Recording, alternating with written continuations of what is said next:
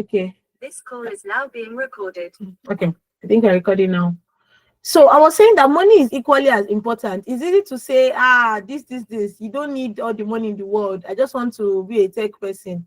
But if the money that you're earning is not enough for you and you have a passion, that passion is going to remain a passion until it is funded, right?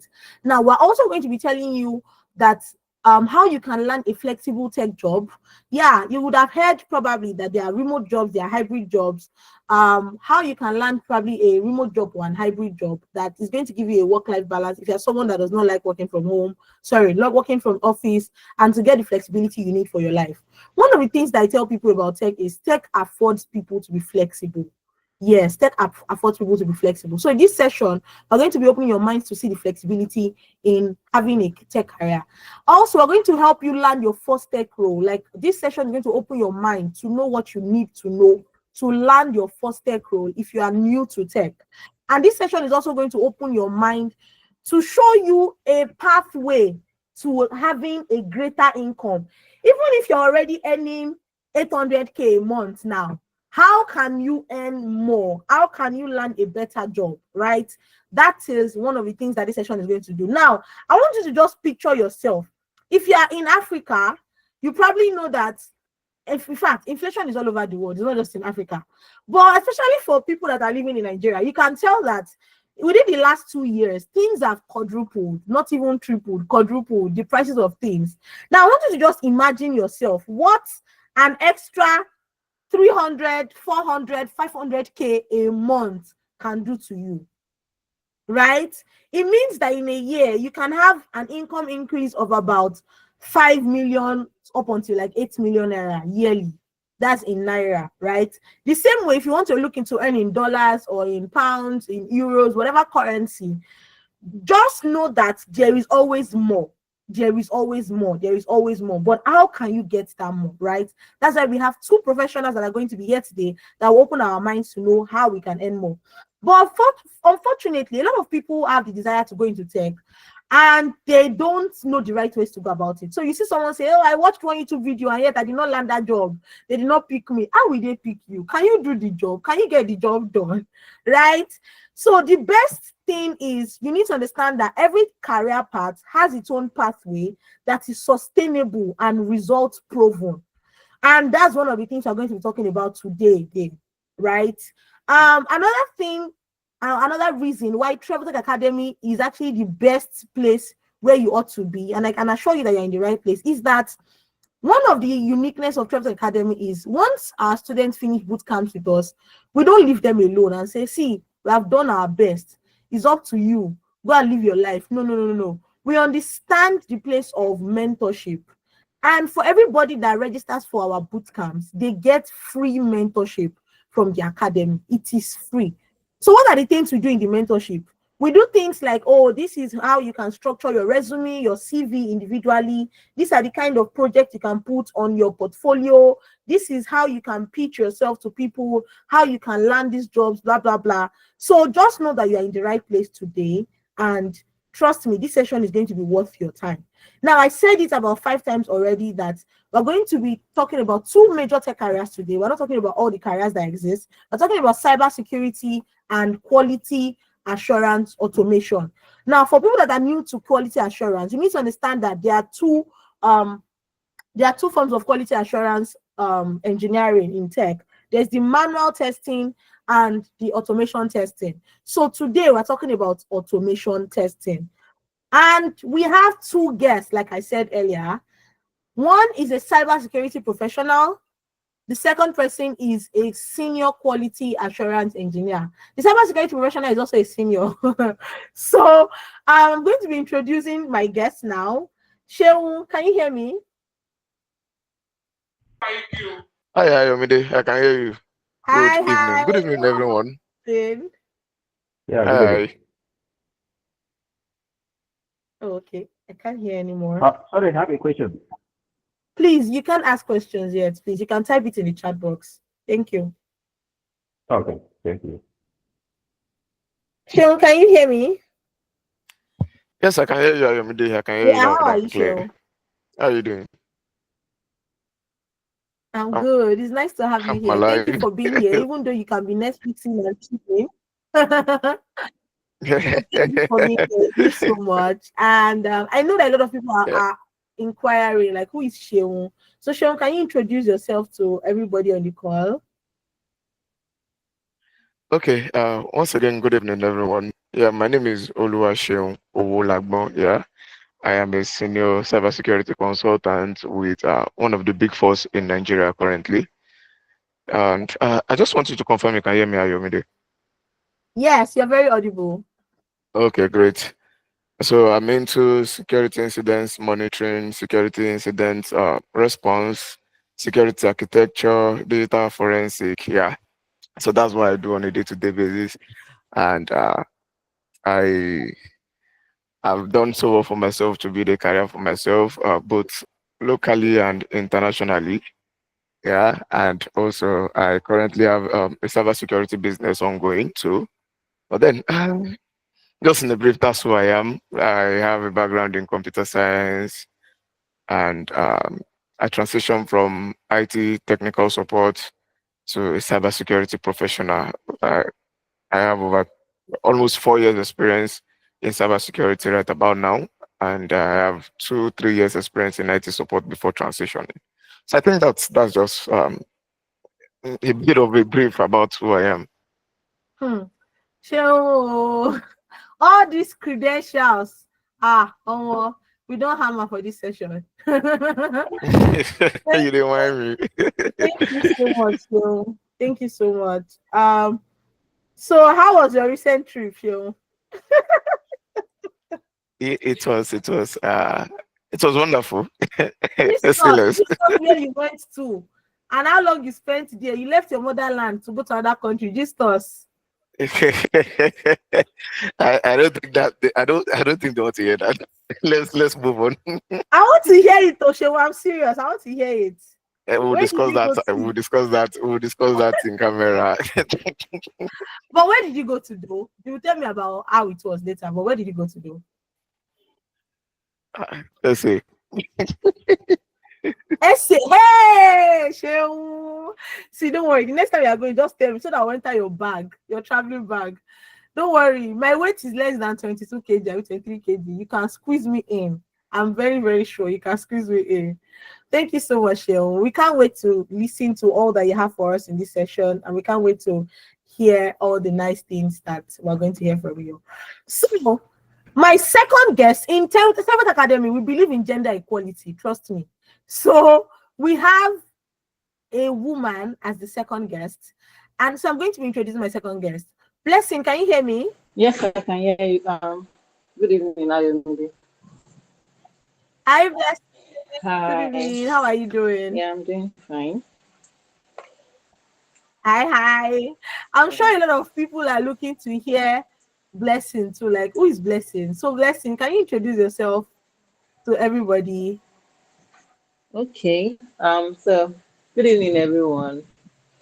Just like Ayomide said, my name is Blessing Olaya, and I'm a senior software quality assurance engineer with years of experience in the fintech, banking industry, and also in the payments industry. I also have experience training students, most especially in Tech Academy, who have been doing great in the QA industry. Some are already working for international company, while some are working in big firms in Nigeria. I've also contributed to the QA space by rendering some services. Yes, so basically that's just the brief overview about myself. Thank you. Blessing, thank you so much. Thank you for that. And don't forget that you're a senior QA engineer. If he is, he may not run out. Senior QA engineer is with us in this session. And thank you, Blessing. I can't also wait again to also hear the sweet things that you have to say to us about quality assurance automation. Now, for everybody on this call again, like I said earlier, if you have questions, you can either raise your hand or write it in the chat box. The chat box is going to be looked at from time to time. And Yeah, I can see questions already. Hey, okay. People are not here to play. No problem. So here's how this session is going to go. Myself, my co-host, we have come together with a number of questions that we know that you have. Trust me, we know the kind of questions you have. And so we put these questions together. We're going to be asking our guests one after the other for them to create and paint a picture of what it looks like.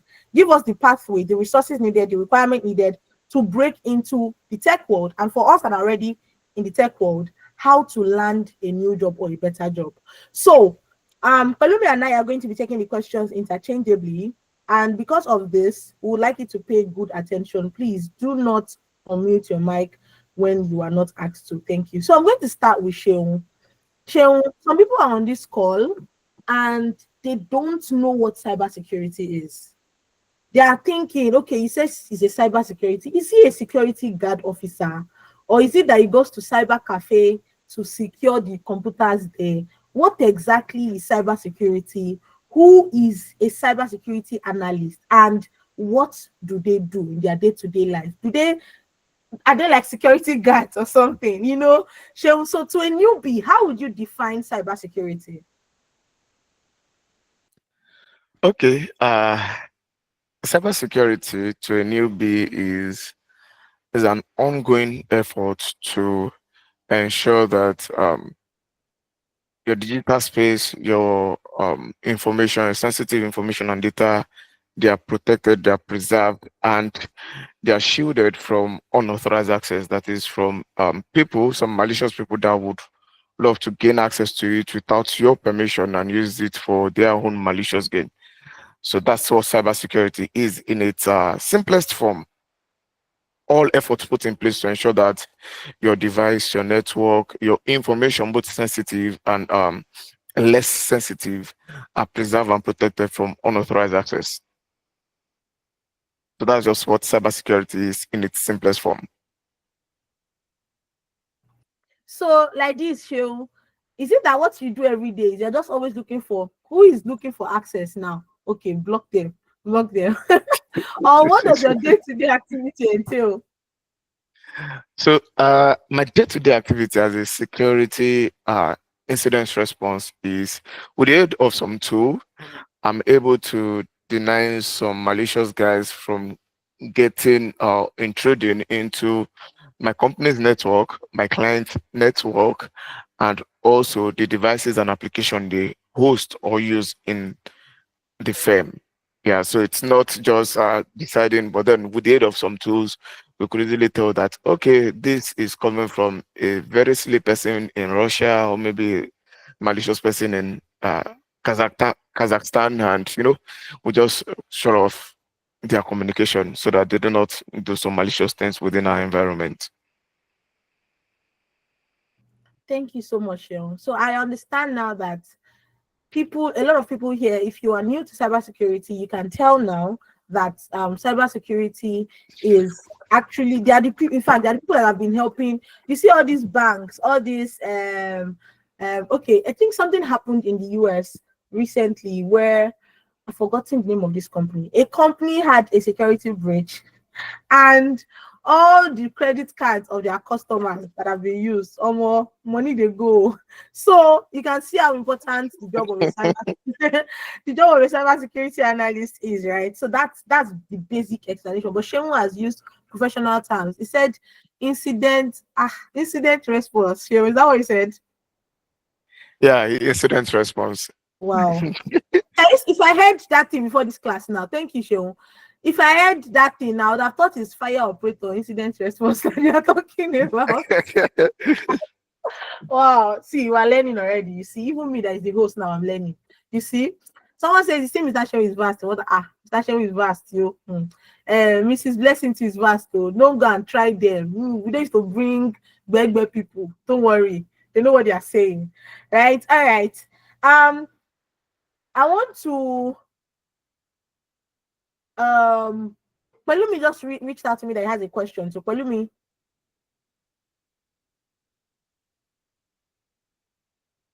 can you hear me? Yes, I can hear you. Okay, so you said you had a question. Yes, I have a question for our guest tonight, and believe me, to have this kind of people on this call tonight is not an easy thing. Oh. Travel talk, only travel take few run now. So I have a question for Blessing. Blessing, can you hear me? Yes, I can hear you. Okay, good evening. How are you? How are you doing? I'm doing fine. Thank you. Yeah, my question is actually the same thing that Ayo asked Sean. We are talking about okay, Cypress automation, everything, automation, software automation testing and all. So I really want you to actually explain to all that okay, what is automation software testing actually means in the real sense. Is it that okay, you're just testing some Microsoft or game software or anything, or what are you doing in particular? And after that, I want you to tell us how you actually got into automation software testing. I want you to tell us the story of how you go. Did you get the two questions? Yes, I do. Okay, please you can go on. Okay. Yeah, thank you very much for the question, Pelumi. Okay, so in a layman language, I would say software automation testing is like a process of using a tool to test an application automatically, such that it requires little to no human effort. So what does this mean is in the software engineering world, um, you know, I believe we are all aware of software developers. So they are the one that develop an application. So when they develop an application, QAs are meant to test their application before they push their application to the real world user to be able to use it, right? So in this process, the reason why we are automating software testing is such that if an engineer is working through the night and he needs to deploy to production, he does not have to wake the QA up and say, QA, stand up. I have to deploy to production. Please come and help me test my application before I deploy, right? The QA already writes some code using some programming languages to automate the testing of the application in such a way that when the engineer push their code, when they push it and they say, I want to push this into production, the test automatically runs on its own, be it 7 a.m., 6 a.m., 2 a.m., 10 p.m., whatever time. The test automatically runs and it gives the engineer feedback of what they Hmm. already did. So if there's an issue with the test, they will not be able to deploy, right? And they will have an insight into their the code that they wrote and the deployment they want to make. So Wow. tell me, do you understand what software automation means now? Automation testing. Yes, yeah. I think to be a software tester, you have to be a proud person because see me, because imagine people actually developing a app and you have to be like, okay, let me run this for you if this is going to fly or not. That's actually code. Yeah. Before now, I actually think okay, it's just software testing, like okay, you're testing a Microsoft Word or something or some Excel software, but actually applications. Hope you understand me? So if you're on Yes. this call now and you feel like okay, you don't know anything about software testing and you're in it for the first time, now Blessing has given us a what's it called, huge explanation of what software testing actually entails. So to my second question, Blessing, I actually want you to tell us how you got into software testing. Like you said, you actually test applications. Is it like you saw some applications that are not okay and you feel like okay, this thing could be better, it can actually be done in this kind of way? I just want you to tell us the story of how you end up being a software tester. Okay. All right. So how I ended up being a software tester was I actually studied computer science in school. So Wow. after school, I was kind of exploring different aspects of computer science. You know, when you go to university and you study computer science, you are going to be taught different things: cybersecurity, networking, programming, AI, machine learning, across all board, right? So after Mm. school, I was kind of looking for a niche that actually sits well with me. So I went to front end engineering. I said that it doesn't really sit well with me. I also tried back end engineering. It wasn't Wow. sitting well with me. So I tried software testing. I started from the manual and it was making sense. So then I moved Eh, to automation testing. And it was much easier for me to move to automation testing because I already explored the front end and back end engineering. Okay, if I So should hear you correct. Okay, sorry. Can continue. it makes it much more interesting for me. So and then since then I've decided to settle for software testing. Okay, if I should hear you correctly now, you said you did computer science. So this means that people that are not doesn't have a computer science background cannot do software testing. I wanted to clarify something No, on that. no. So Okay. anybody, even people that study Yoruba can do software testing. So far you Wow. have the passion for tech. So I think anybody can actually go into any tech space. So far you have the passion for it, regardless of your background and regardless Background. of what you study in school. Yeah. Wow. Wow. This is lovely. For me, I'm getting what is it called? A lighting already concerning this now. So it doesn't matter even if you read mathematics, anything you want to do, so far you have Anything. passion for it, you can still do it. Thank you so much Yes. for this. So if Yes. you're on this corner, you felt like, okay, I don't have Kinokunikom, my background is Yoruba, Kinokunikom, can I do tech? You can actually do it. Because I know of Ayo. Ayo had a first degree in chemistry, right? Ayo, are you there? Who She sent you has, to recasting me now, calling me? she has her first degree in chemistry. See her now. She's in tech, eating money, eating everything in tech. Ah, So it doesn't matter your background, I still know they anywhere you're say coming. your co-host secret. Go back, you go just come here. So I actually read the late also. So now I'm doing tech also. So it doesn't matter whether you're coming from one background or not. So far you have the zeal and you have passion about what you want to do. So tech is for everybody. That's what I would say. I Wait, over oh, to you. tell me, wait. You said you read elect. Why am I knowing this for the first time? I actually did late in school. That's Now, electrical engineering. yeah, electrical electronics engineering. So all the wires of our company that are spoiled that you're supposed to do, you left it. You I now actually did I actually did telecoms. I did telecoms option. So it's more like okay, all these MTN, Max and all. But now I'm in tech. So it doesn't matter. So whether oh, your background and anything. Thank you. that's Over to amazing. you, Ayo. Yeah, thank you, Pelumi. That's amazing and a blessing. Thank you so much. So that's wow. That's really amazing. I used to think it was just maybe me that I was weird, but now I've seen a lot of weird people. And Moyo is in the chat box laughing. Moyo, can you speak? Good evening, ma. Good evening, ma. Moyo is also a staff at Travel Tech and she's in tech now. So Moyo, what did you study your first degree? So, mine is English language. Hey, English language, and now you're in Can tech. you, can Nice you one. imagine? People are looking for But I'm tech. not gonna collect now.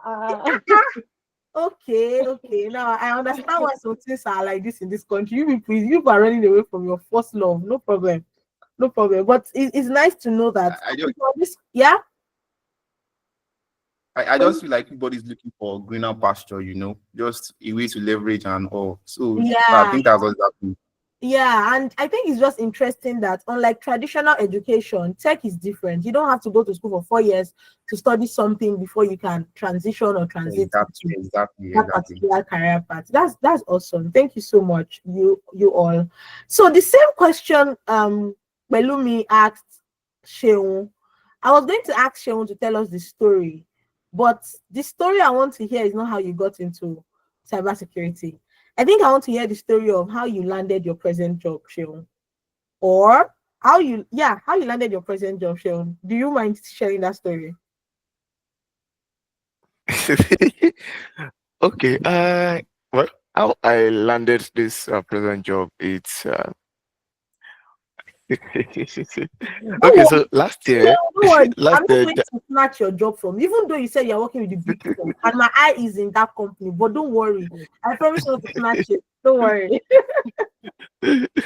so last year, around this time, last year, not even around this time, sometimes mid-January last year, a recruiter reached out to me on LinkedIn, yeah, and she was a recruiter for one of the big fours in Nigeria, and she asked if I would be interested in one of the open roles.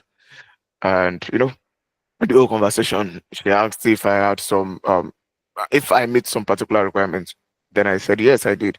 So she said if I wouldn't mind, I should share my resume with her, and I did. And fast forward to this time last year, I did the interview, the first stage interview.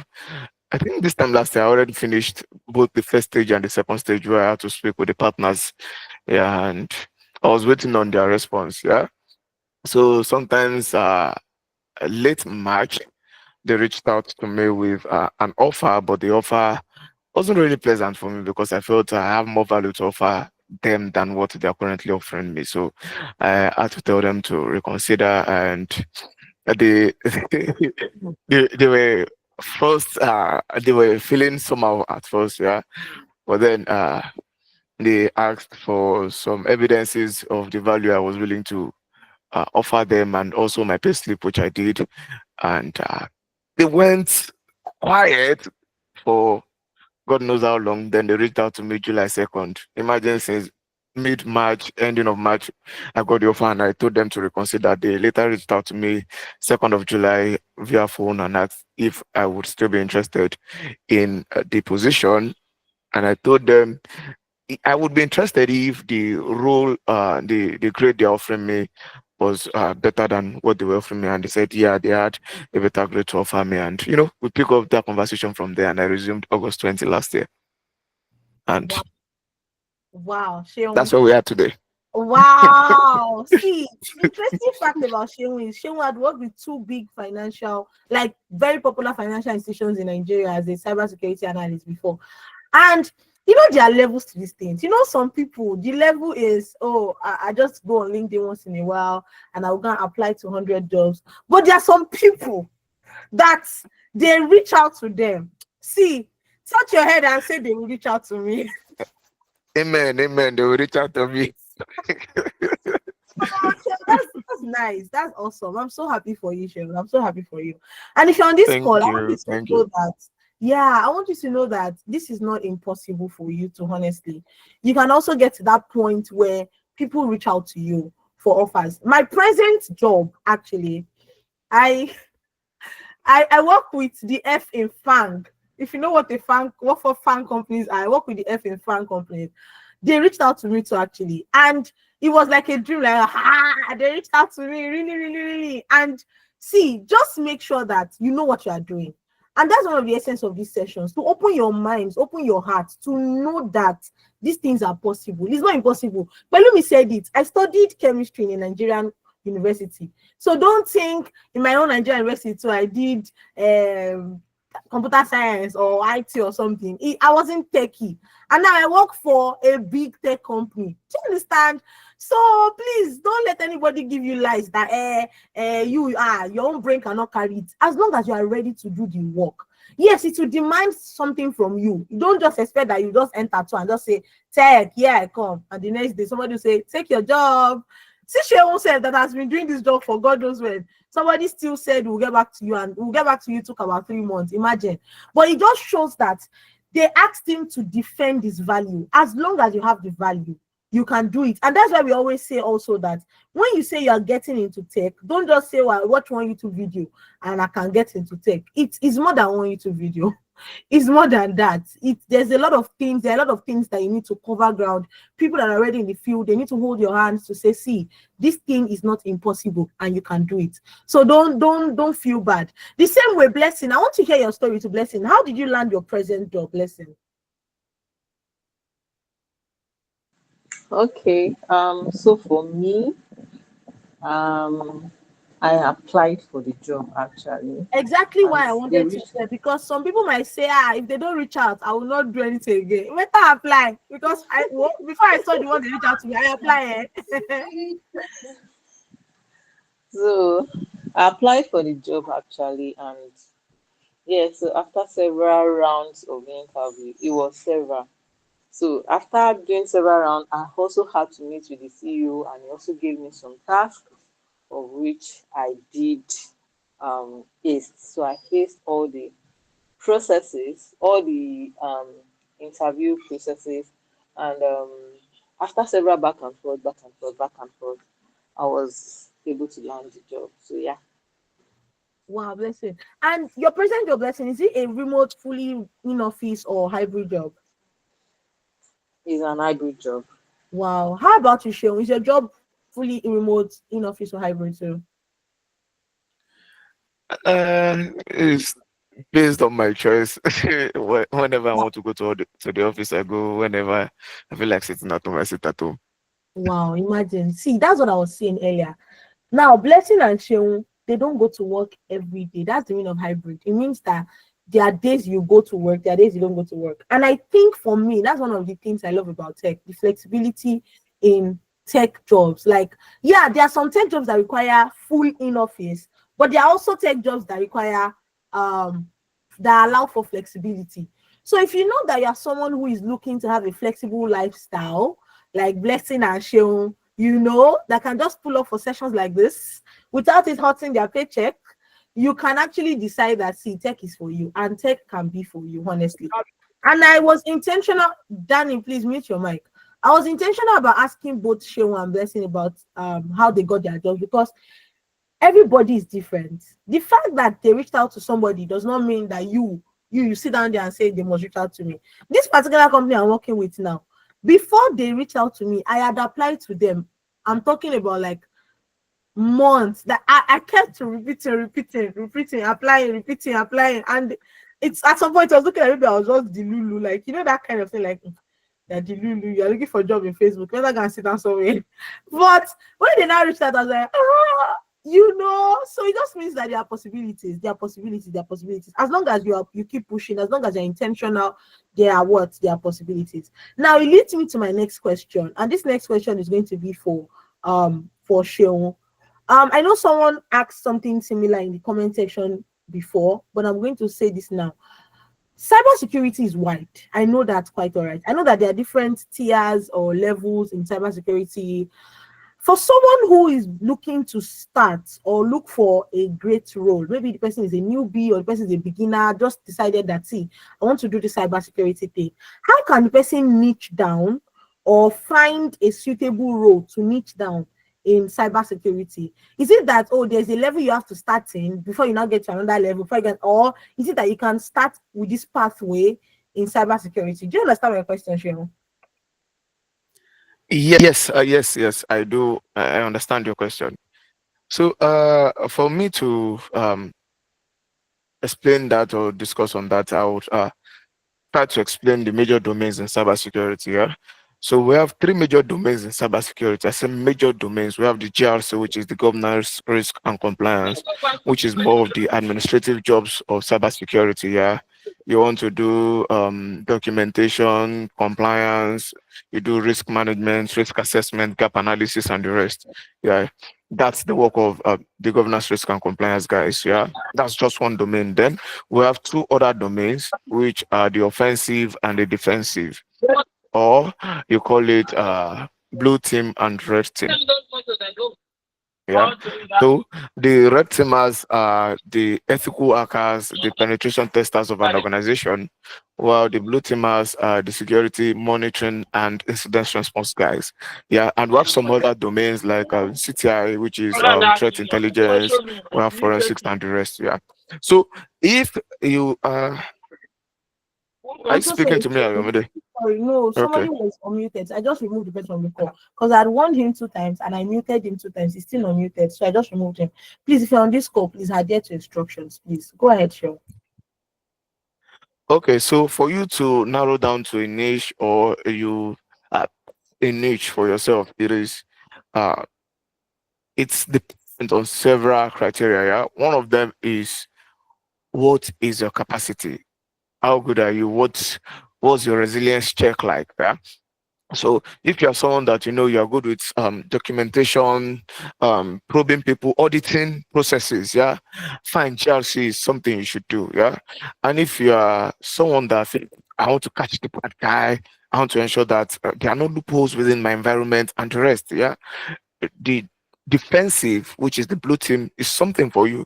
And if you feel you like breaking things, you like breaking into things, you like testing things out, yeah, offensive can be for you, right? So if you yourself do some sort of self-awareness, and you know that, okay, I have this particular capabilities, I like to ensure that things are in order, nothing is broken, no sort of attack or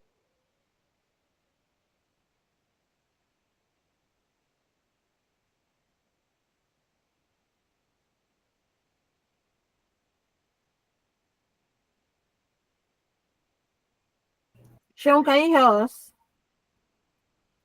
I think Sean's network is bad. Okay, we're just gonna go ahead till Sean joins back.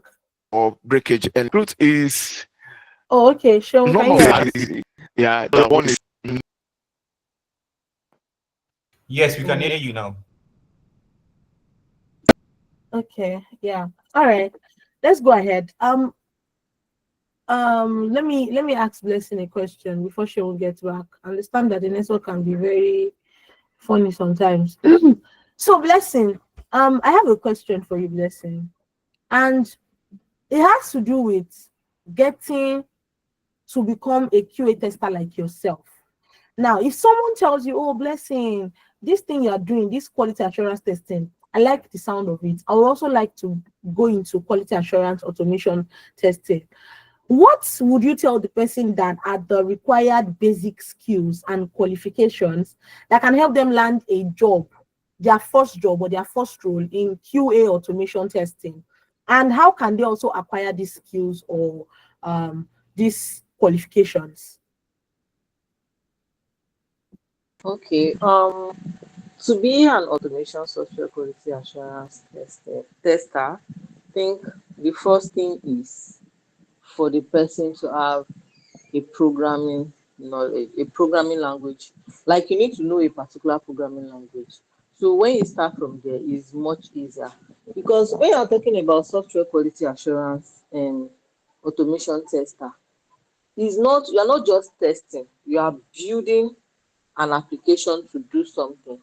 So for you to you are building an application to test an application. So that's just you are an engineer, just like the front end engineer, the back end engineer. The front end engineer builds the user interface. The back end engineer builds the back end, which is the database communication with the front end, right? While the QA engineer also builds, but they build an application that tests the work that both the front end and back end engineer does. So with that, you need to be a bit technical. You need to be technical, right? Unlike the manual testing, you don't have to have any, you don't even have to know anything about programming or maybe technicality of the software world, right? But to be an automation tester, you need to have programming knowledge, at least the base. You need to know how it works. You need to be technical, and you need to pay a lot of attention to details. And you also have to be determined. You need to be passionate about it. So with Okay, Blessing. those So few I'm thinking factors, that maybe someone on this call might be thinking, okay, how about if I don't have any coding skill and I want to learn software automation, maybe from Tech Academy now specifically? Like, how do I go about that? okay. Thank you very much for the question, Ayomide.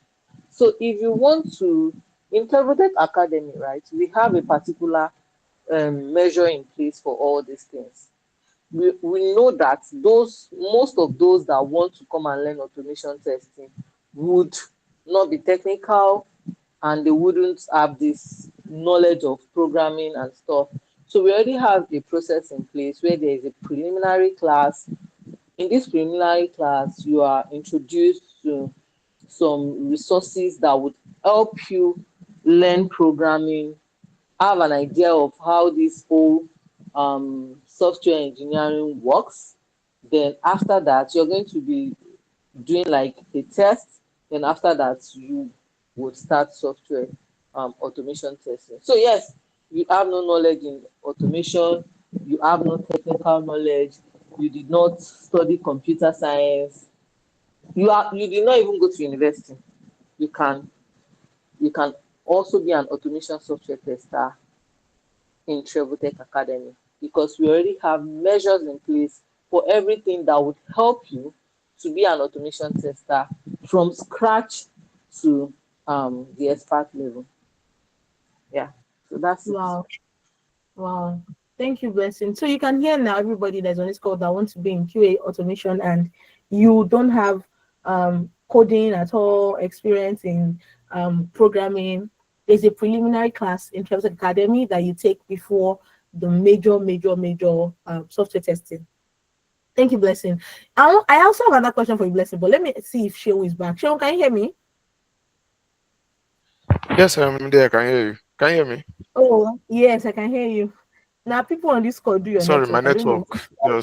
network just You have offended I have to people on switch this to the call. secondary network. All right, sure. So, I think we were discussing before on what were we even saying? Can you So remember? we're discussing on how do you narrow down to the niche you pick in Yes, cybersecurity. yes. Because even now, someone else asked another question on the chat that I'm looking to see it again. I think Benin said, where can you get started in cybersecurity for someone that is a beginner? So I think you can just answer both together now, like narrowing it down and what part of cybersecurity, which, okay, someone say which area of cybersecurity is lucrative. Sure, you have the answer. Okay, so like I was saying initially, right? So the first thing you want to do to yourself, right, to be able to decide which arm of cybersecurity you want to go into is understand what you like to do. Yeah. So some of us like to put things in order. Some of us like to document things, audit process, and the rest. So if you're someone that likes doing such things, right, bookkeeping, ensuring that individuals are compliant to global standards and the rest, believe me, GRC is your fault. GRC is something you should do. But if you feel like you like breaking into things, you like, you're curious, right? You want to see, okay, let me see if there's a way I could go in, if I could follow the backyard and the rest. And then it means that you could think of a career in offensive security, right? And also, if you are someone that wants to always catch the bad guys, you're someone that always wants to make sure that no bad guy is infiltrating an organization, or you want to sensitize people in a way that they could secure themselves on the internet or maybe in the digital space. Yeah, defensive is a place you should think or align your thoughts to. So that's one major thing that helps you drives the decision on which niche you should pick. And secondly, another thing would help is what. So if you have a bit of scripting skill, can you guys hear me? Can you hear me, Ayomide? Yes, Sheol. Hello, am I audible? Yes, Yes, we you're can hear audible. you. Okay. So if you are someone that is versatile or vast in uh, doing things like IT support, you have a bit of network knowledge and the rest, definitely the technical part of cybersecurity, which is either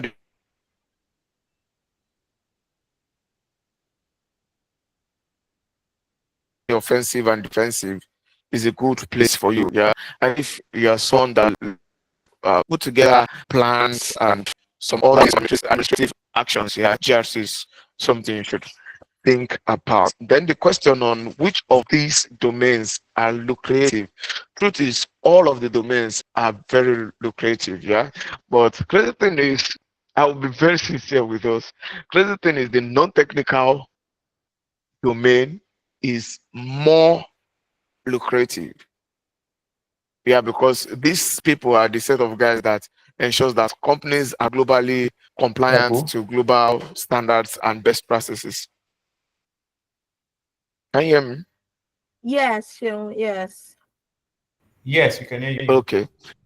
So the GRC guys are heavily paid, not overly paid than others, but then their pay is a bit more high than the technical guys. But the crazy thing is the technical guys have some other things they could do to complement their pay and make it more, right? Take for instance the guys that are into penetration tests or offensive security. They do bug bounty at some point, and you getting a bug already could, just one project, a bug bounty project could give you as much as $10,000-$20,000 just for detecting the bug. I think sometime last year, Apple, was it Apple? Yeah, Apple released an article saying that if you could find out a bug in their AI or so, I can't really remember, that you'll be awarded, is up to $1 million. I can't really remember the figure, but I think it's that huge. Yeah. So imagine if you just jump on that project and you were able to find a bug, guy, you're for life. So that's just it. Yeah. So every aspect of cybersecurity is really, really lucrative. Yeah. But then the administrative part, which is the GRC guys, make more money due to paychecks. Yeah. But outside that, others are better off. Did I answer your question, Ayomide? Yes, sure. Yes, you did answer it. You did answer it. Thank you. Thank you. So I know that people, in fact, there are a lot of questions that people are rolling in for you, Sean, but we're going to get into it in a bit. Now, I was going to, when you went on break, when your network broke off, Blessing answered a question, and I have a follow-up question for Blessing actually. Blessing, can you hear me? Yes, I can hear you. Yeah, thank you, Blessing. So you mentioned that there's a preliminary class that you put in place as an approach for people who do not have the necessary coding experience, and yet they still want to be in quality testing and quality testing automation. Now, the last set of people that enrolled for this bootcamp at Traveldeck, I mean, I'm also curious.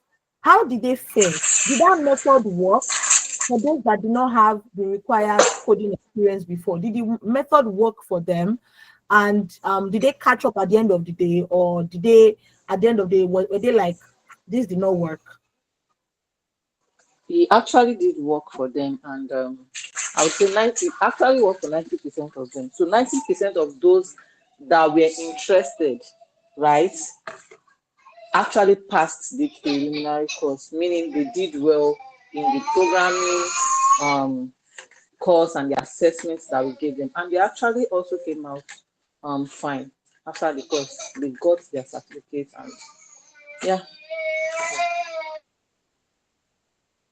Thank you so much, Blessing. I just wanted to be I just wanted to be sure. And I like the fact that you said people that were interested, because honestly, and I always say this to many people that ask me about Travel Academy, that the fact that you pay for a boot camp at Travel Academy is not automatic access to your certification, in the sense that there are people that I personally even know that have registered for certain things in even other fields or other career paths, and some people just say, see, I just want the certificate, so I'll just pay. I will never attend any class, I will never do anything, do any project. All I want is I've paid, give me certificate. It does not work like that. The fact that you say you want to go into something and you are paying for it does not mean automatically they'll just hand you over certification. If you go to a federal school in Nigeria or a state school or a polytechnic, will you tell your dean of faculty or your chancellor that, see, I have paid my school fee, just give me my bachelor's, or just give me my master's degree, I've paid? It does not work that way. You will do that, you will go to classes, you have projects that will, and exams that will now evaluate how well you were able to understand the curriculum and all of that, and then your certificate can be given to you based off that, right? But in Travel Academy, in fact, there is a mix of, we understand that, oh, people are different learners, people catch up at different paces. So our trainers are even trained to be patient, that, oh, okay, you don't have this experience. This person has, will not because of one person already has all the experience. Don't worry, I just want to jump into it. Bam. The rest of you, sorry. No, it's not like that. We always make sure we carry everybody along. So that's why I was curious to know if the preliminary thing, English is hard, I beg. Preliminary thing worked, and I'm glad it worked. Thank you, Blessing, for that explanation. Now back to Sheung. I want to take some questions now before we go ahead. So let me start from the last question to the top question on the chat box. Somebody says, something is saying, also as an automation software tester, do you, okay, the first question is, can one land an automation tester role with just a knowledge of Cypress, given the fact that Cypress cannot perform API and mobile testing? Blessing, I think that's for you. And the second question is, as an automation tester, do you do all type of testing where you work, or you specialize in the form of testing, that is performance, web, app, security testing, and others? Okay, so I would answer the first question. So I would say that the software automation testing space is very wide, right? And it is not something that you can learn within 2-3 months. So we have different automation testing tools. We have different automation testing techniques, right? So we need to start from somewhere. At Traveltech, we decided to choose Cypress automation testing tool because it is one of the new generation automation testing tool and it is widely used, right? So Cypress automation testing tool might not test API the way Postman would do, but I would tell you that Cypress can also test API, right? You can also use Cypress to do some basic API automation testing. So I don't know if that answers the first question. So the second question, at my place of work, do I do all kind of testing? Yes, I do all kind of testing. I do performance testing. I do manual testing. I do automation, Cypress automation, API, different kind of testing. Usability testing, regression testing, smoke testing, different kind of testing. So yes, that's it. Thank you, Blessing. So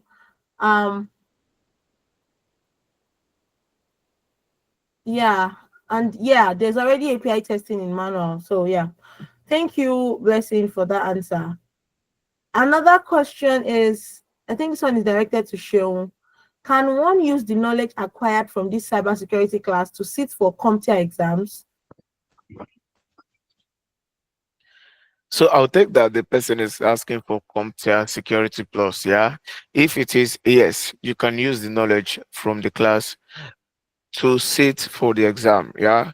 And in as much as the knowledge from the class is good, I have come to understand that each exam comes with their own methodology, yeah? CompTIA Security Plus, Certified Cybersecurity, CH, or whichever one you want to do, there are domains you need to cover, and each domains are weighed. So if you are going to write a CompTIA Security Plus examination, the knowledge from the class is good, but then you need to be familiar with how they share the grading across each domain. So you might want to be familiar with the grading system from CompTIA Security Plus, and maybe do one or two from their platform too. Thank you, Sheung. Thank you. Another question directed to Sheung is, guys, can you please emphasize what actually we are going to learn cybersecurity course and our role afterwards? Sheung, do you want to do justice to that? Okay, so what you will learn during the cybersecurity course within the 10 weekends would cut across the 3 major domains in cybersecurity. We'll talk about standards and frameworks. We'll talk about network security using packet tracer, and we would also talk about network traffic analysis. Yeah, using Wireshark to capture traffic and analyze those traffic. Also, to the offensive part, we'll do some ethical hacking methodologies, port enumeration, information gathering, and also vulnerability assessment. So in a nutshell, during those 10 weekend, we are doing things that cuts across all the domains in cybersecurity, all the three major domains in cybersecurity. Yes, that's what we're doing. Thank you, Cheryl. So everybody heard that. Another question is, does a person wanting to enter cybersecurity through law, like the legal department, need to learn and take courses on cybersecurity? Law. Obviously, you need because she said if you studied law and you want to delve into cybersecurity, do you need to take course in cybersecurity? How would you become a cybersecurity professional without Okay, the taking person some sort wanting of to enter course? yes now. Okay. I thought the person is saying the person want to practice law. Should he do cybersecurity? That's why I was like, Oh, So okay. Thank you, Sean. Thank you for catching that. It makes sense now. Yes, okay, Lechi, please. Oh, you need to do cybersecurity to enter cybersecurity now. Kelechi, how far now?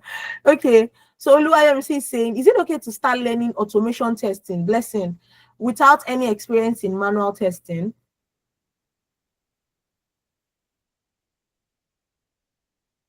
I'm blessing Yemi.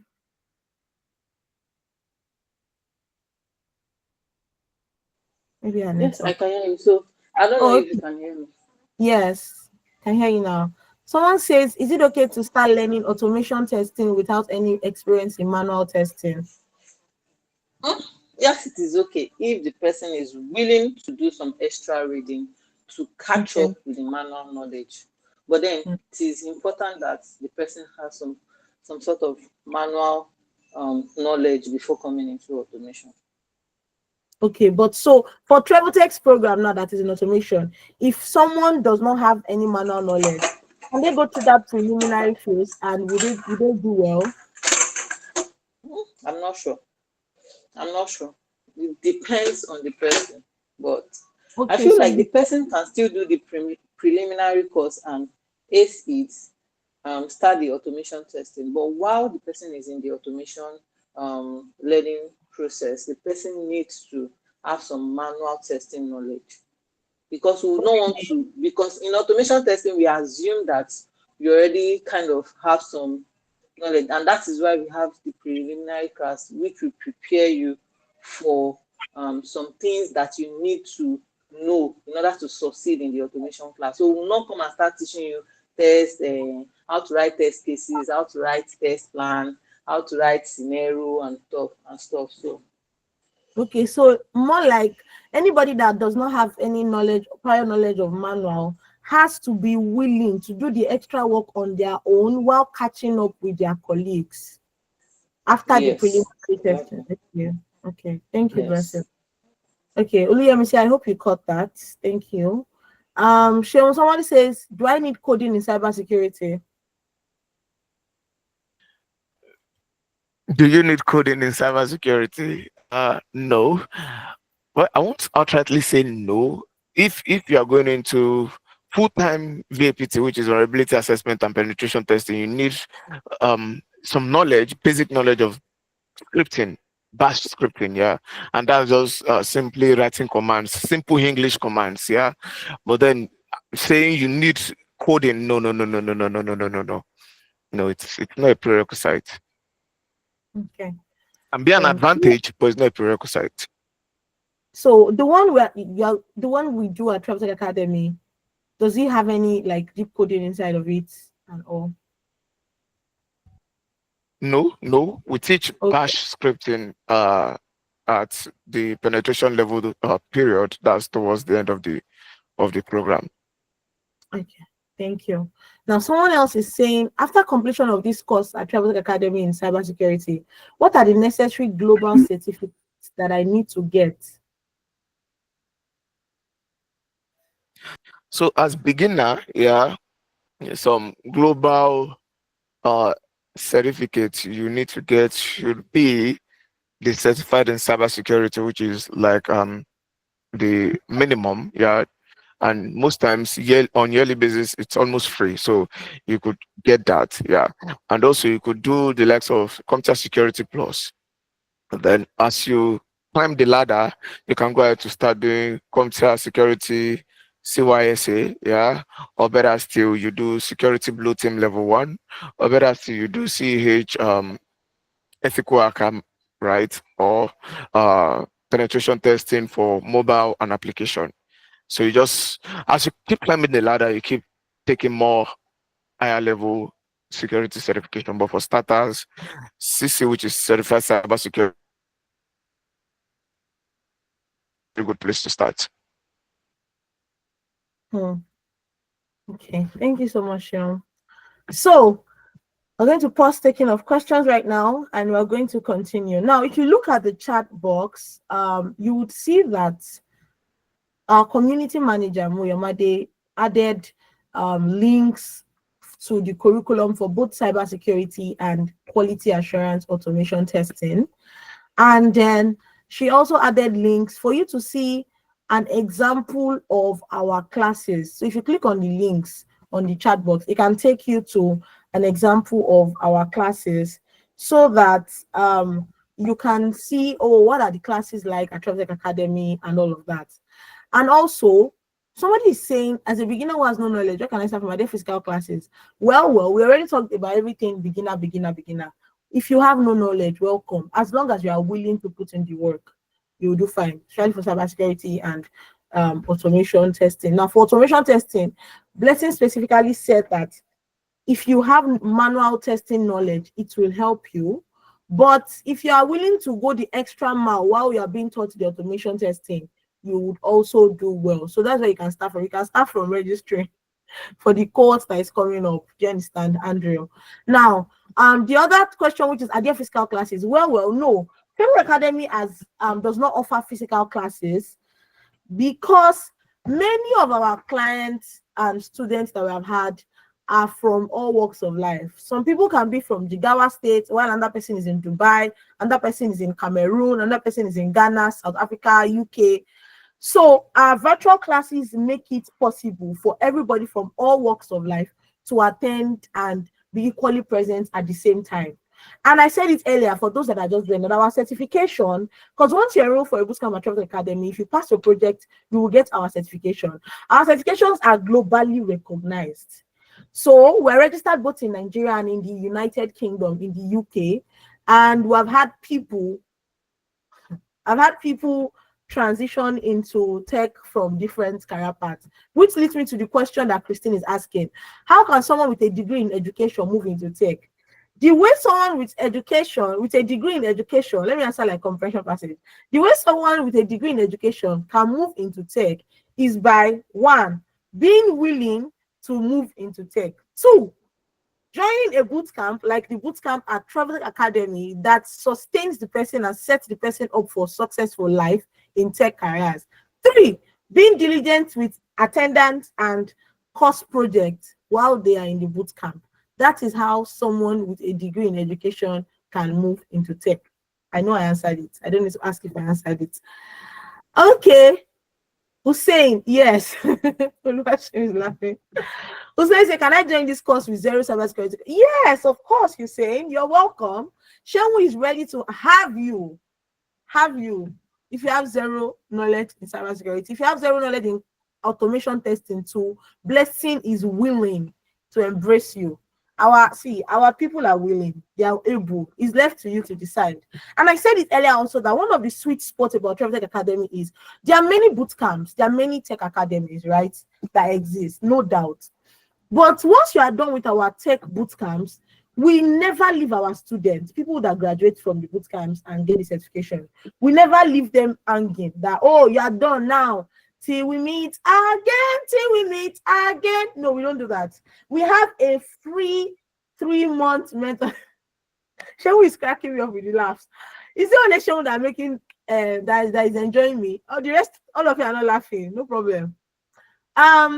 So as I was saying, we have a free mentorship. Julius is laughing. Thank you, Jare Julius.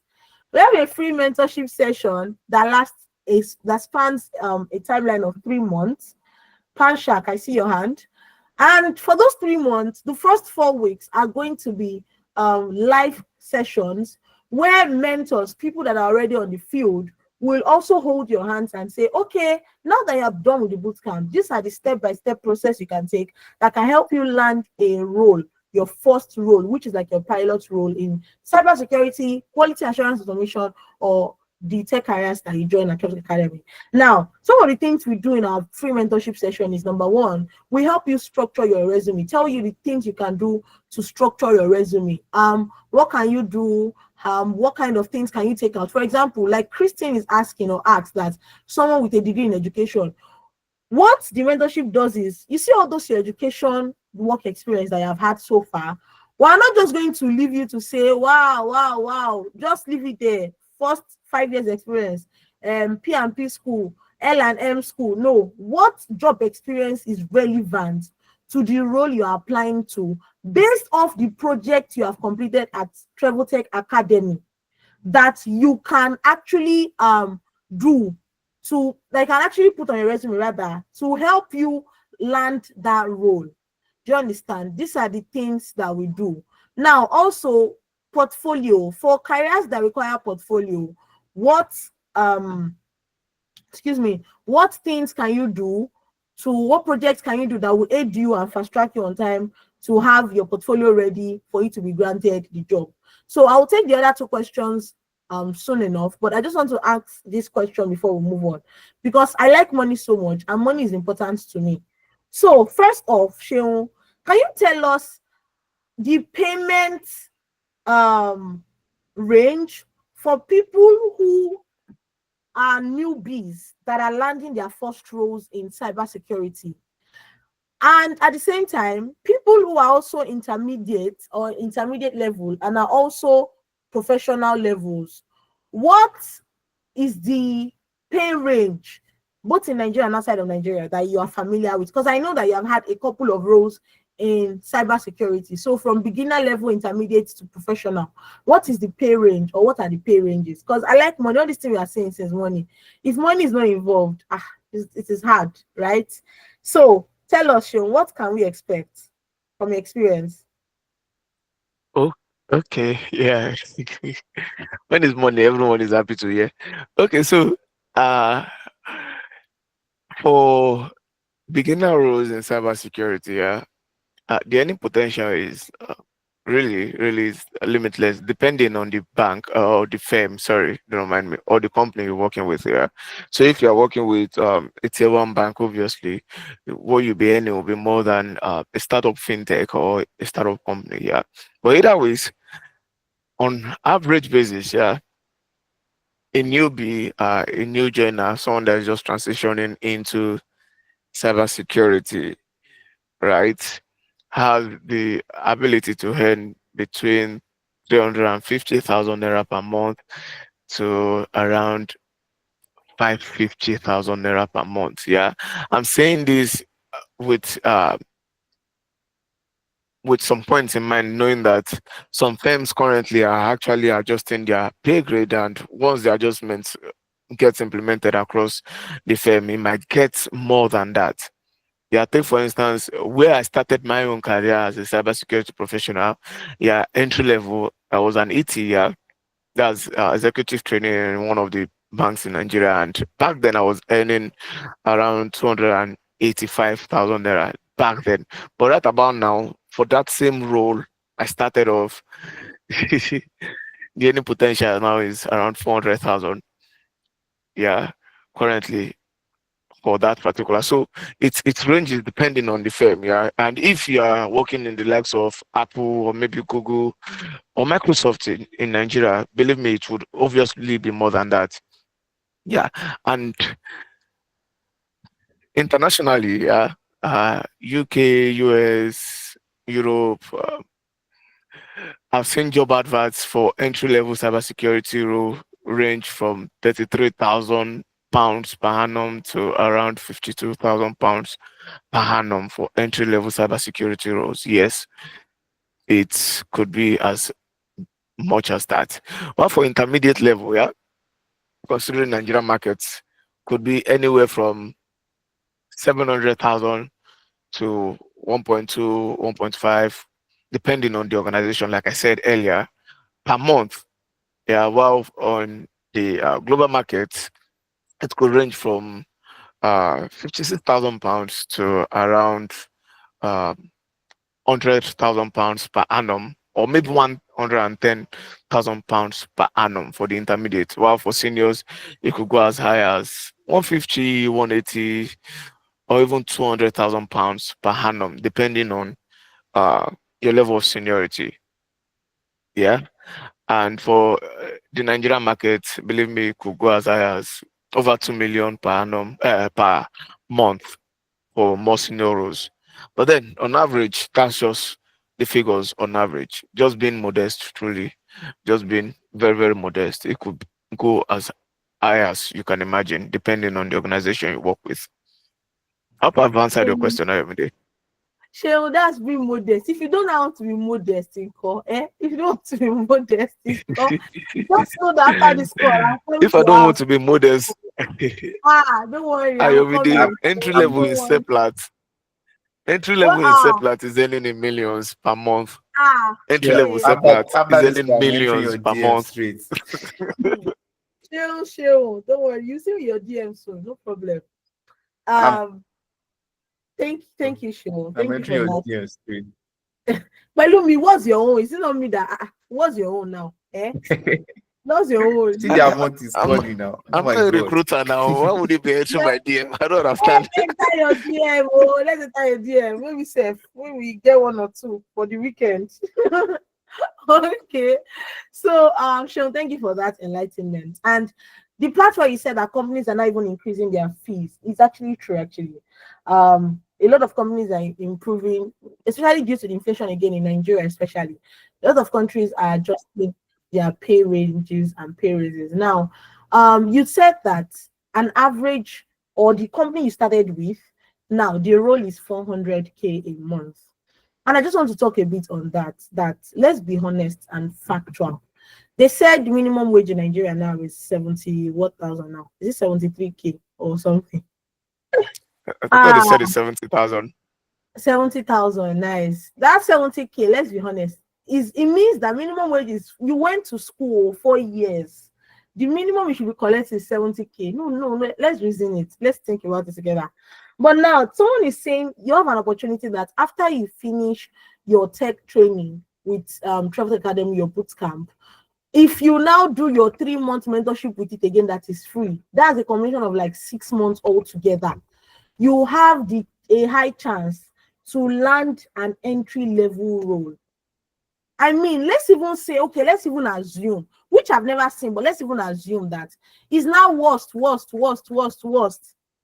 Let's say the role you landed was like 250K, which I've not seen for cybersecurity before. But let's just say that that's the entry level role you landed with a big company was 250K. Now, it means that if your first role in a career can be 250K, you can already envisage English language that you can already envisage what your 1 year in that career can look like. That's just simple maths. That's just simple maths, right?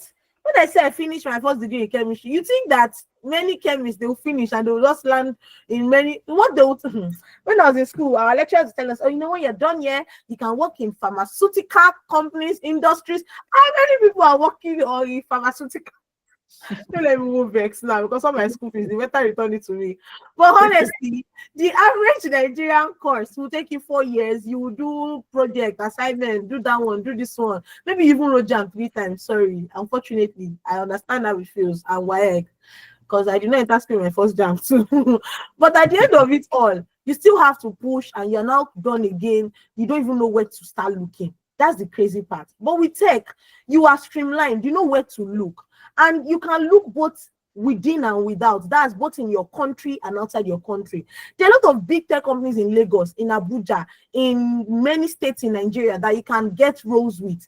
Many times when I log in on LinkedIn, I see job adverts from Nigerian tech companies. Because even Travel Academy itself, we put employment adverts. Understand? So, but if you are not, but what I'm just saying is, yeah, jobs are their jobs. Now, somebody said in the comment section earlier, which I want to address that, are there jobs for QA? Because he has never seen jobs for QA. Let me say something that is very simple. You only see in the area you look. If I tell you now that, oh, look across, Blessing is laughing.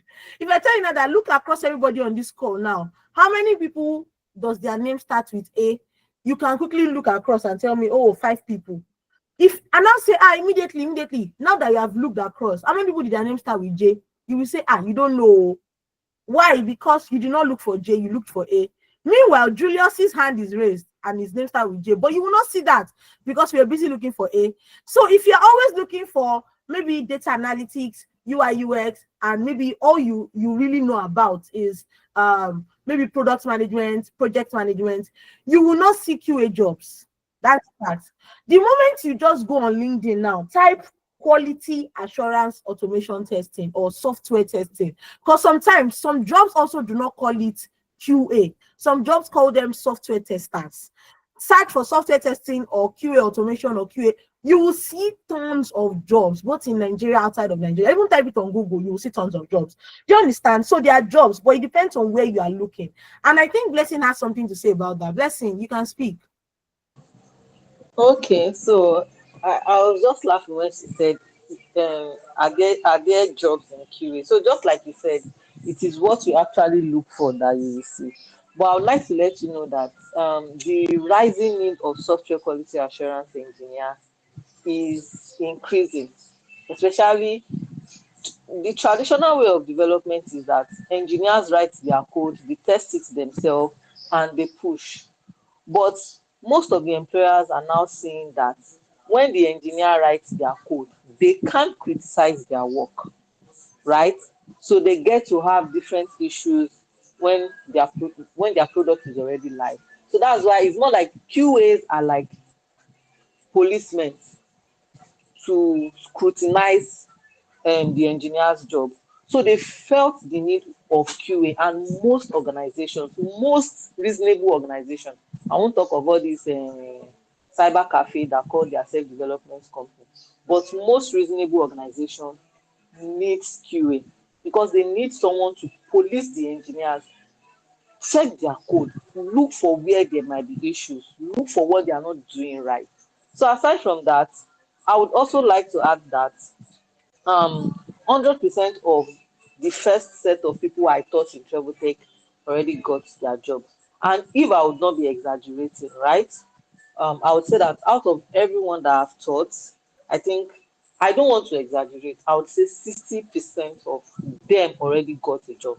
So for you to know that the QA space is not dry, we are not releasing people that would not get job after like a year or so. So the space is getting more, because before now, let's take 3 to 4 years back or 5 years back, most people are rushing into software engineering space, and that space is somehow saturated because they have a whole lot of people that were running there. I don't know if you understand what I'm trying to say. So a whole lot of people were running there. People were underlooking QA, say, is it not just a test and application? So most people were going into the software engineering space, and now the software engineering space is now saturated because they have a lot of people that are more than the job. I'm not saying there's no job there, but for you to get a job in the software engineering space, you must have read plenty things. So, but in QA, just no manual testing. Manual testing, job plenty, you get job. Do you get? So there are thousands and thousands of jobs in the QA space. So yeah, that's it for me. Thank you so much, Blessing. Thank you. The part where you said just no manual testing, you get jobs. Some people might not be thinking that, but we are talking about automation. So if I know automation, shall will not get jobs. She job no plenty.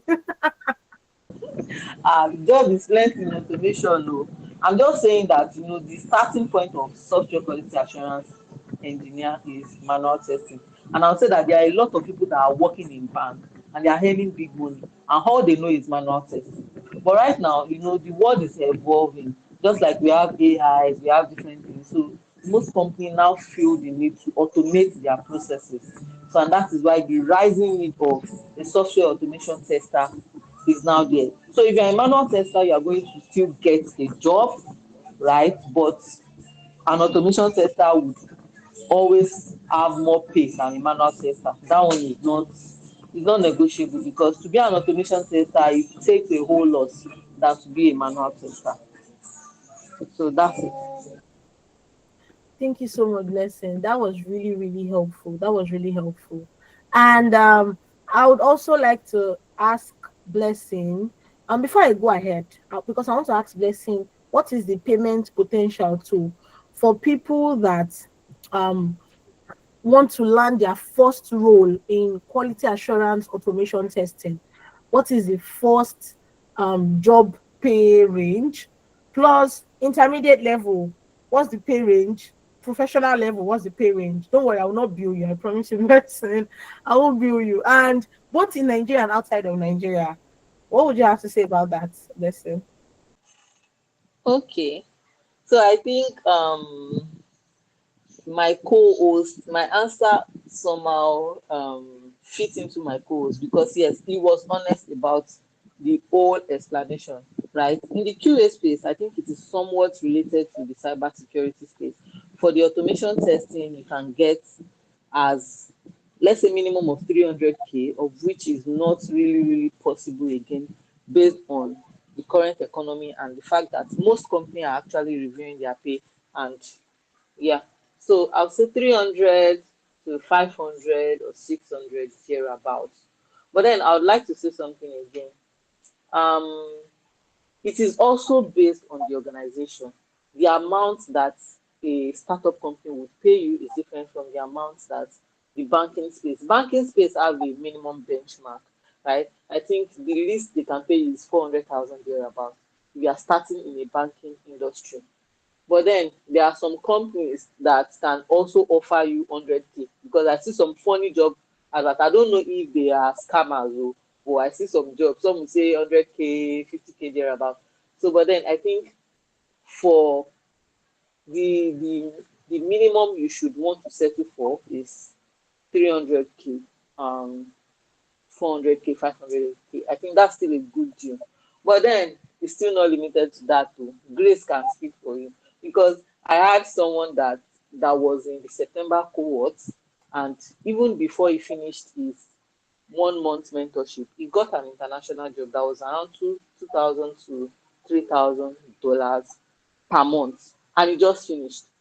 So I think there is no limitation to how far you can get and to the amount you can earn. So for the intermediate space, you can get from 600, 700, 1.2 million. Even I think you can even still get up to 1.5 intermediates, 1.5 thereabouts. While in Nigeria, I'm talking about Nigeria currency now. While for the expert, I can get as much as 4M, 5M, 3.5, 3M. Those that already have like maybe 7 years plus experience in the QA space. So you can then you're talking about you being a team lead in an organization. So you can get like 3M, 4M, 5M thereabout. So there's no limitation, like I said. It depends on the company. So for international job, beginners level, you can still get a 1K job. Meaning if you are in Nigeria and you want to be earning in dollar, there are 1K jobs, 2K dollars per month, 3K. I think the highest you can get for a beginner should be around 1K dollars to 3K or 3.5 thereabouts. Intermediate, you're talking about 4K, 5K, 6K. Yeah. And you can also get up to 10K dollars depending on the company that you're working for. Yeah. So if you're in the experts category, you can get like 5K, 6K, 7K, 8K. So there is no limitation. And there's one key factor I would also like to say is about knowing your words, your negotiation skill. Just like my co-host said earlier, they gave him an offer and he said he does not want that because it was not up to what he wanted. So he negotiated and they pay him higher. So I'll tell you that this current job that I got also, the one I'm currently working for, they gave me an offer too. And I felt like, no, I'm not taking this job. So I just left them. Immediately they just gave me the offer. I was just angry. I just told them that because while in the beginning of the interview phase, they gave me a form to fill and I wrote what I wanted there. So after they've stressed me with different level of interviews I've done so many levels of interview, and they now wanted to give me the offer. They're not giving me something like maybe divided by 2 of what I asked for. So I was just really, really angry. I just told the HR that I'm not going to take this. That was all this. In the beginning of this whole process, I already told you the range I had in mind. Then after stressing me, you're now coming to give me something I don't want. So I was so angry that I deleted all their mail, this thing inside my DM. I just don't want to see them because they really stressed me. I went through different round of interview. Like, it was really, really annoying.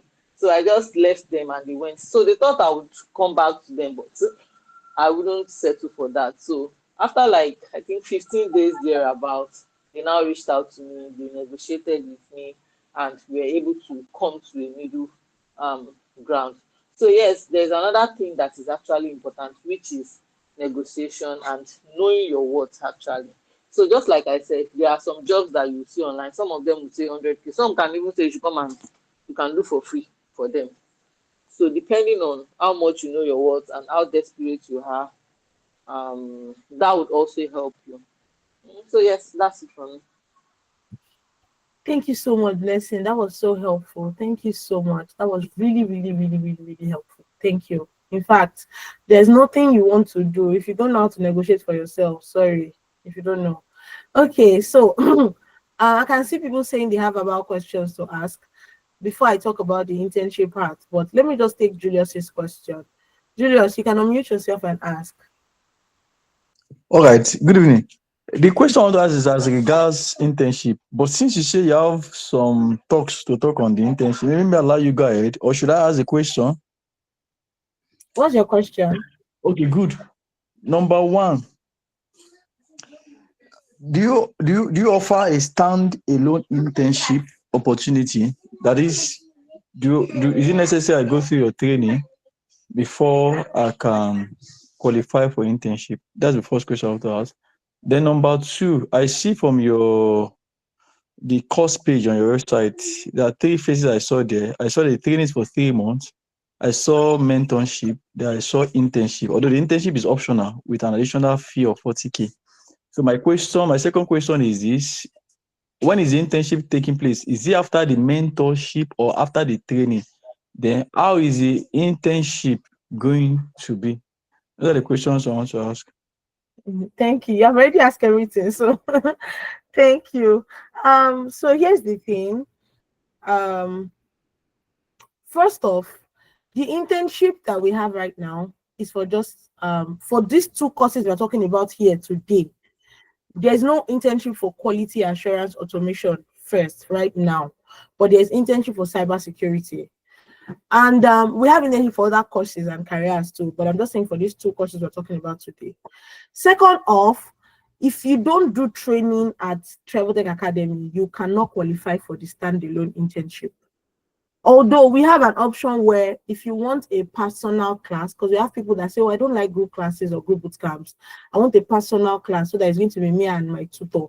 And I also, then I will not qualify for the internship. Yes, if you also do a personal class, you can also qualify for the internship. But you have to go to the academy, because the quality of internship, we want to be sure that, oh, everybody's on the same page. We know what we are teaching. We know what our curriculum entails. So we know that, okay, they're on the same page. People that have gone through our training, they're on the same page. They have the necessary requirements to do certain tasks and all of that. It's not like, oh, somebody will say, they did not teach me this one in my own boot camp. Oh, no, me, I watch YouTube video. And, we don't want all those drawbacks. So that's why you cannot qualify if you don't train with Travel Tech. Now, the third question you ask is it before the mentorship or after? So the way the internship is structured is, training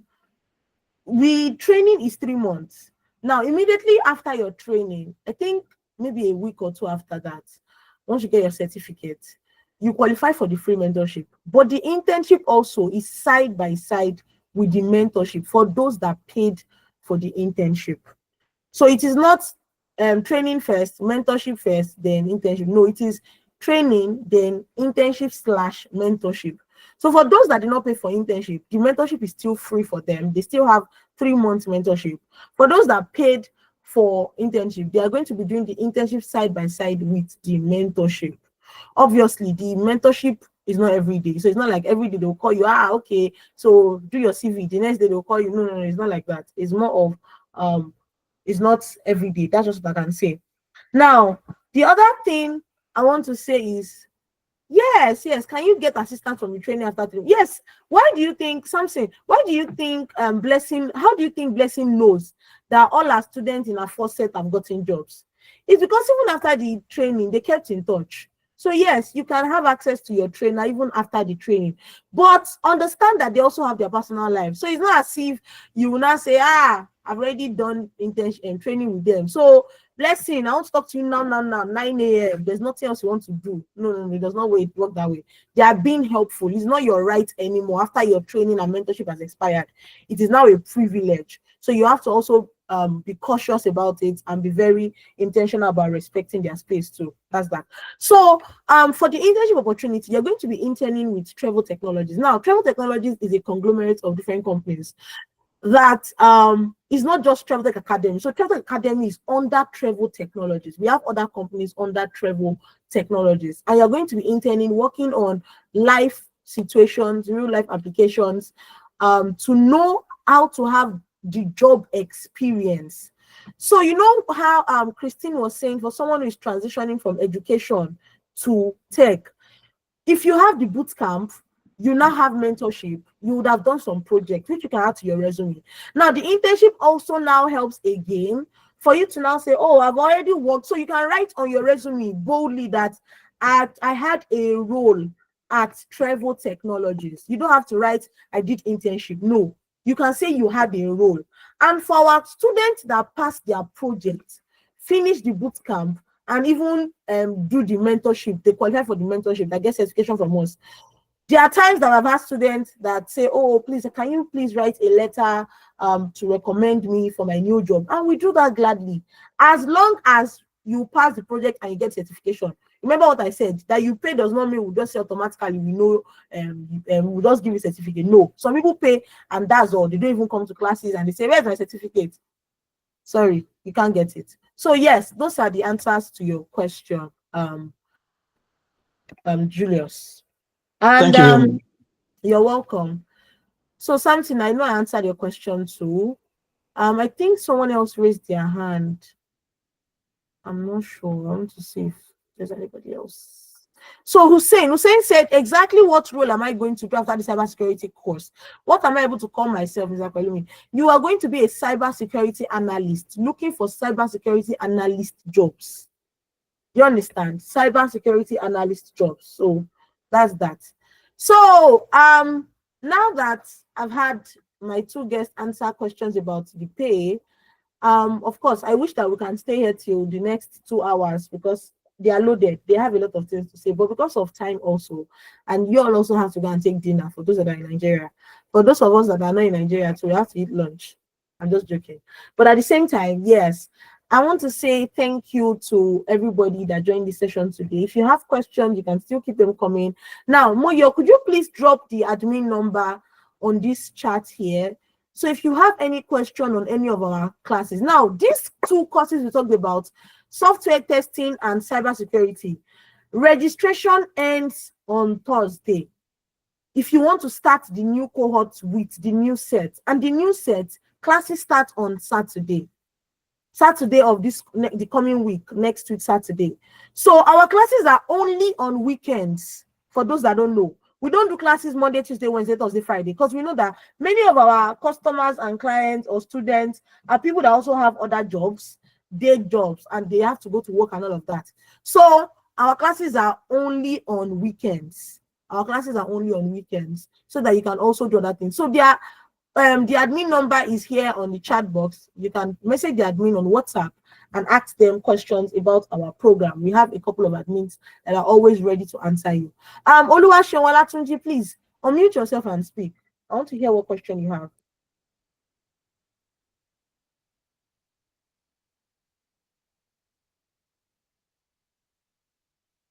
Okay.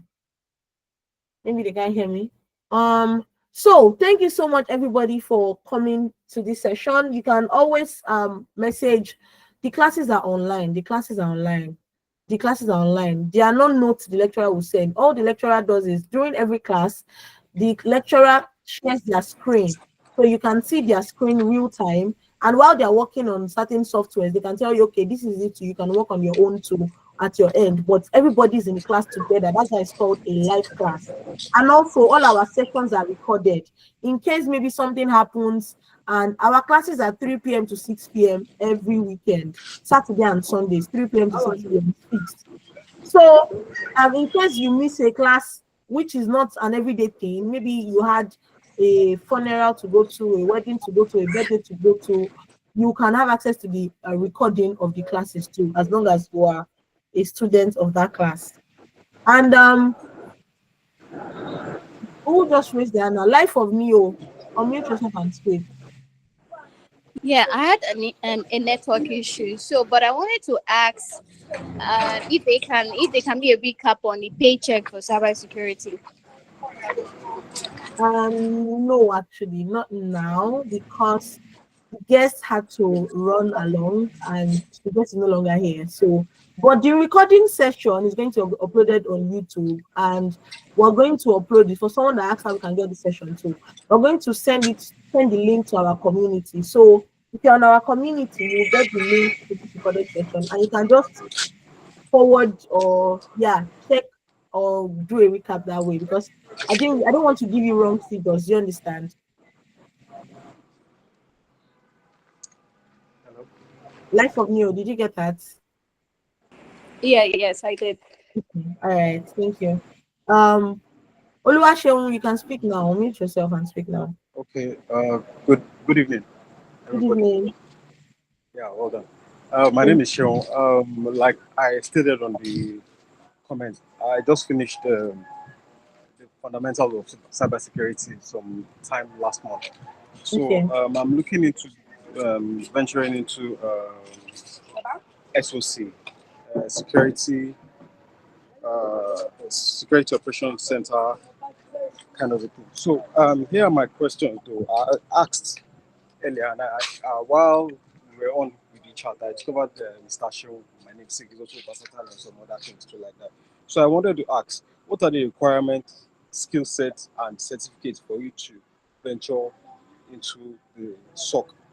Then is bash scripting and pen testing a prerequisite of SOC?